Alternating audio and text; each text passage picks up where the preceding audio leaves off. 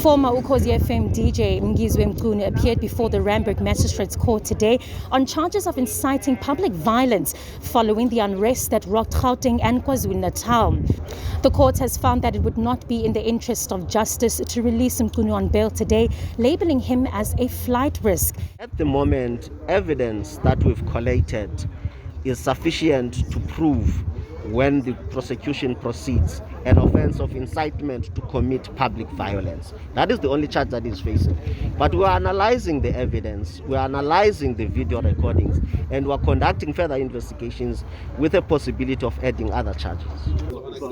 When he heard that he is wanted by law enforcement, he allegedly left Durban through a private jet. And when pressure mounted for him to be arrested, he handed himself over to the police.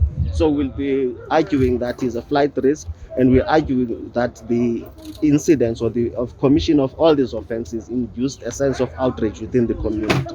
And we know the ripple effects of what happened throughout the country. This was a Schedule 1 offense, and under normal circumstances or under ordinary situation, when it is Schedule 1 offense, bail becomes something which becomes automatic.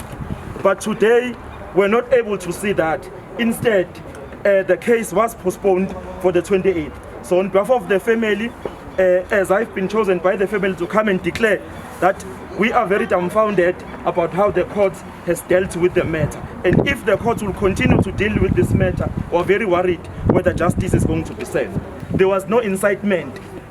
Go look for those videos where he was doing live. There was nothing. Ngizwe Mchunu has never been inciting violence. In fact, when violence broke out, he was the one who was amongst people who called out and said, people must stop the violence. There are videos there, you will find him, when he's actually condemning people who are engaged in violence. So we can tell you now, what is happening, it is a political prosecution. It is government who is trying to find your scapegoat.